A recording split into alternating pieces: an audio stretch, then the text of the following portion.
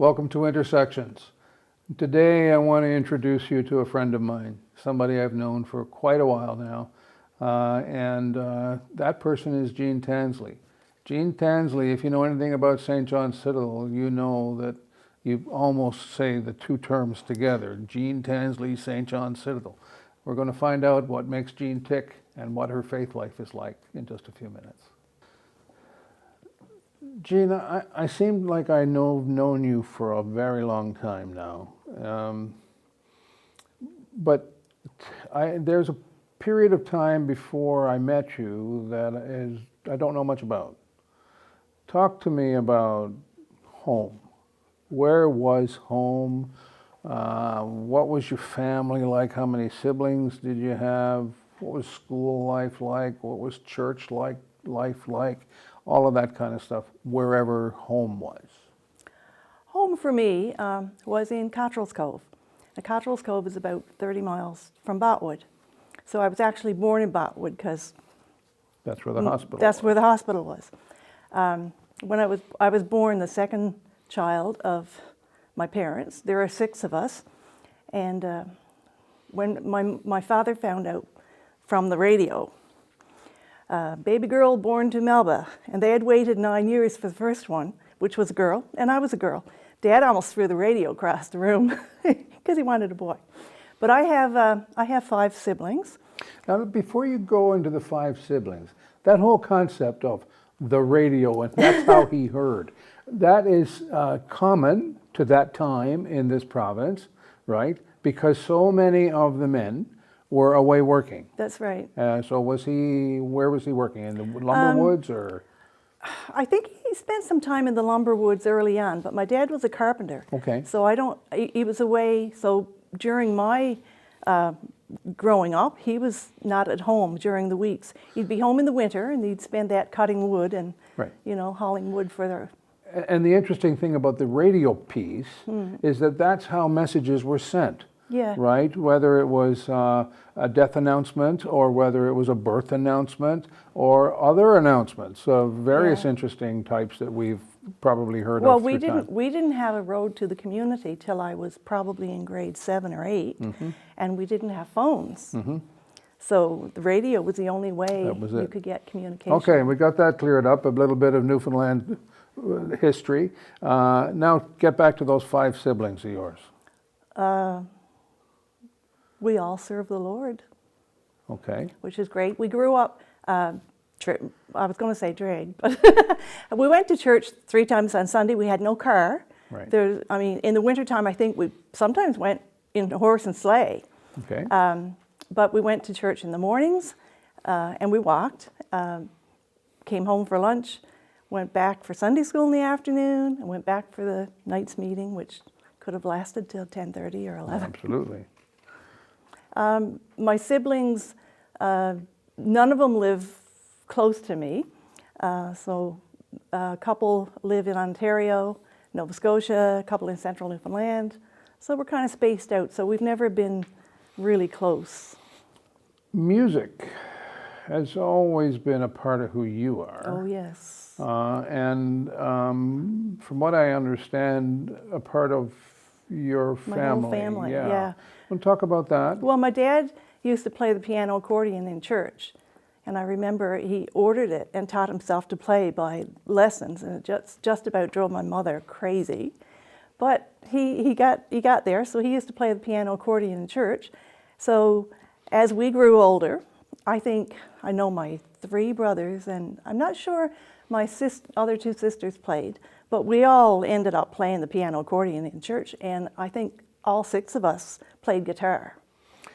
And singing. And singing, from whenever I could speak, I probably learned to sing.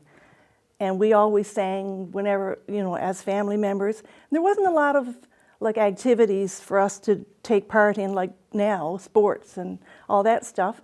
So we spent our time just singing. And that singing, if memory serves me correctly, wasn't just singing a melody. You all became fairly adept at harmony. Somewhere along the way, it was just innate. Like no one ever taught me this is a reading line. It was kind of ironic because when I came to university and joined the songsters, and I said I would sing alto because I was used to singing harmonies, and so we had music, and I'm looking at it. Oh, that's what I'm singing on that line right there. Interesting. Yeah. Interesting. Well, that's good. So you've given me the segue to university, and that's when I met you. And that's when other people met you. 72. Thereabouts. 72 for you, 71 for me.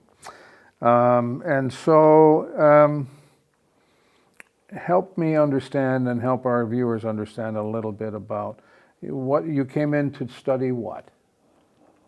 Education. Right? And in Because there wasn't much back in those days. You either were a nurse or a teacher. That's right. I think if I had my time back, I probably would have done something hands-on. Yeah. Because I really like working with my hands. Okay. So you did a major in what? It was elementary education. Yeah. I loved math, so Right. I studied math. Studied math. And then you taught for a while. 3 years. I went to Deer Lake for a year, and then I was with the Pentecostal School Board in Point Bay. Okay. And then I got married and moved to town. Married. Now there's a concept. And I think that had something to do with St. John's and University and St. John's Citadel. Yeah, when I came to university, I boarded down on Lachlan Crescent off Portugal Cove, New Cove Road, and the family came to the Citadel.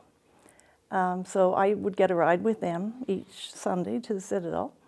And I was also involved with the Salvation Army Students Fellowship. And I guess that's where I met Peter, my husband, and he also attended the Citadel. So things just flowed along, and Yeah.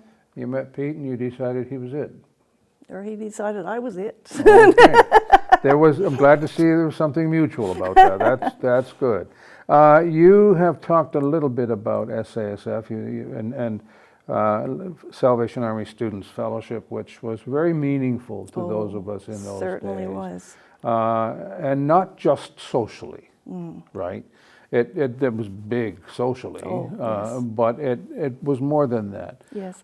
Talk to me a little bit about the impact of Salvation Army Students Fellowship on your faith walk. Well, For example, coming from where you came from, and you've already talked about how small that was, and then coming here, and then finding this group that you could be a part of, and then understanding that it had dimensions. There was the social dimension, the spiritual dimension. So let's talk about that. Well, I came from a small community, and there wasn't, like I said, there wasn't a lot of activities to do, but we did Corps Cadets, and I really enjoyed Corps Cadets. And way back in the day, Corps Cadets, we actually studied the Bible a lot and memorized passages. And so when I left home, well, I actually left at 15 to go to high school in Botwood.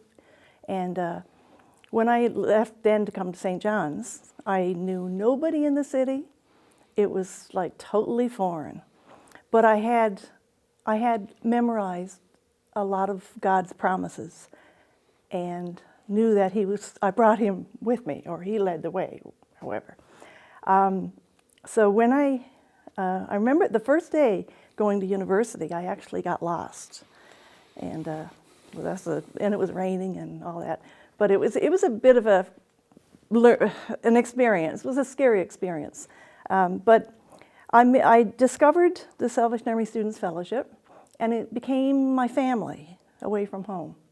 And yeah, it was great, like, because I always lived with some of the girls. We lived together in the Beehive, and because our surnames were all Bees, so we called it the Beehive. That was a great gathering place for a lot of the students. And there was an old piano there, and Roy Stanley used to come play the piano, and we'd have great times of fellowship and fun. But they had Bible studies weekly, and I wasn't really involved myself, but I would go, and we learned a lot, and learned a lot about keeping our faith and staying close to Jesus. Yeah, there are a lot of us that would have to say that SASF probably was a great holding ground in those challenging years of young adulthood, trying to figure out who you were and where you were going and how you fit. And so the SASF really spoke a lot into our lives, and that's my recollection of it. So. And faith and trust they go hand in hand as far as I'm concerned. And yeah. Let's talk St. John's Citadel, because yes, you were in the songsters, you know, you met your life's partner because of this place. Let's talk about your involvement over time at St. John's Citadel. So first of all, it was the songsters. Then what? Well, I went away for a couple of years teaching, and when I came back, I was married. Yeah. So I was teaching, I think that year I was teaching Sunday school, teaching corps cadets, got back in the songsters, and I think 2 years later, my daughter was born, so I took a little time off. But, and I was YP treasurer. And later on, I was asked to be the corps treasurer. I think that was about, in 1991, I got commissioned, but I was, unofficially, I think it was pretty near 30 years in that position. Long time commitment. Yeah. Yeah. Okay, and so you're no longer the treasurer. You've given that over to other people to look after the day-to-day stuff. What do you do now? But apart from that, though, I just go back. I also worked in the office for 23 years. So this corps is kind of like my home. I walk into this building and it feels like I'm walking into my house. I know every nook and cranny, and it just feels so comfortable. And like the sanctuary, when I used to work here, sometimes I just walk through the sanctuary, and the sense of peace, you know, that I feel. Yes. Yeah. So I just love this place. But what do I do now? I do a lot of gardening. I do a lot of knitting. I'm doing quilts for a ministry here at the Corps. Right now, I'm one of the coordinators for the Christmas kettles. Might get that plug in, hey? So if there's anybody out there and you want to volunteer on the kettles, if this goes on before Christmas is over, we're still looking for volunteers. Great. So you're still finding ways to be involved. That's good. You're a parent, raising family. You have 2 children, a girl and a boy, have grown up and they've gone on and making their way in life. For those of us that are parents,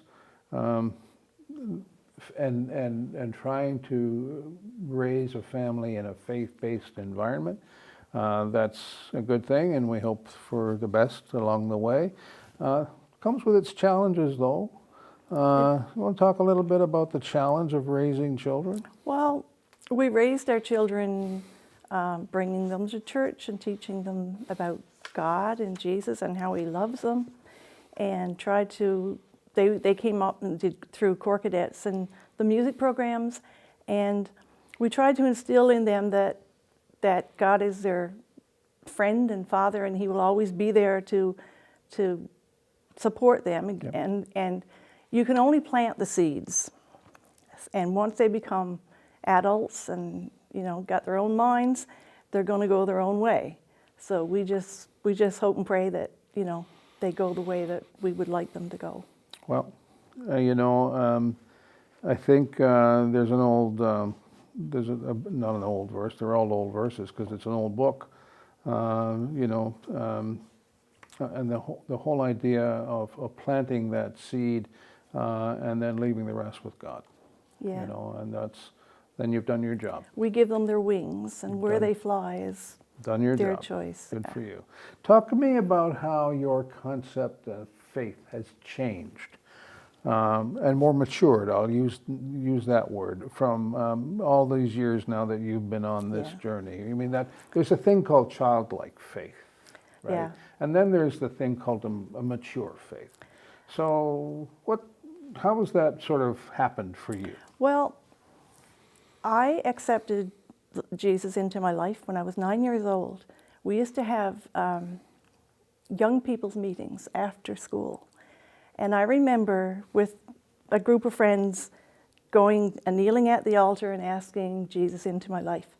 And I remember going out through the little church door that day and looking at somebody and saying, do I look any different? I just felt different. I felt so light, and I felt like my face must have been glowing or something. I just felt completely different. And over the years, we don't talk about the Holy Spirit much, but I think when the Holy Spirit comes to live in your life, that He makes things different. And but as I grew up, I learned life is, just because you accepted Jesus, life is not going to be a bed of roses. There's an old song we used to sing: God hath not promised skies always blue, flower-strewn pathways all our lives through. God hath not promised sun without rain, joy without sorrow, peace without pain. But God has promised strength for the day, rest for the labor, light for the way, grace for the trials, help from above, unfailing kindness and undying love. That's where it is. Thank So you. every day is not going to be rosy. I'm glad you said that. I'm glad you said that, because there is this misperception out there that, oh, you Christians, you got your crutch called God, and everything works for you guys. It's just wonderful. Well, you've just set that record straight. Mm-hmm. We live in a real world. We have real things that happen to us like everybody else. Hopefully the difference is what you just said. Yeah, and the devil is always there. Just because we're Christians doesn't mean the devil is, I remember times in my life I'd be saying, get thee behind me, Satan, because we are still tempted, No question. and trials come, but if we're firmly grounded, which I feel I am, I know I can trust in Jesus. There's an acronym I found for faith: forever, always, I trust Him. Wow. That's a sermon in itself. Powerful. Let's conclude with this one question. It's clear faith plays a really important role in your life. You're at a different stage of life now than you were when you left Cottrell's Cove. Oh, a little bit. You know a lot more than when you left Cottrell's Cove. What do you do daily to ensure that faith is relevant and sharp as part of who you are? Well, we need to keep in touch with God. We need to be reading our Bibles and praying. To me, prayer is not like a one-time thing you do each day. Prayer is almost like ongoing through the day. As little things come up, you're, depending on the Lord and asking Him for His guidance and His help as the day goes on. It's interesting you say that, because in the Bible it talks about entering into your closet and being alone with God. Well, Yeah. I'm sorry, I confess, Yeah. I don't enter into my closet and pray with God. No. But often at a traffic light when I'm waiting, God makes Yeah. time for me. To me, I find, we've got a piano in the house, and I'm never took piano lessons and that. I've kind of learned a bit here and there.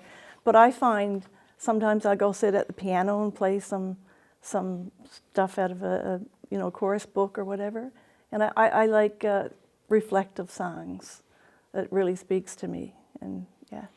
Thank you for sharing so powerfully from your heart to this whole notion of where life and faith intersect. And at the various stages of life, it does so very differently. Yes. But here we are today, and thank you again for being with us and sharing your thoughts. My privilege.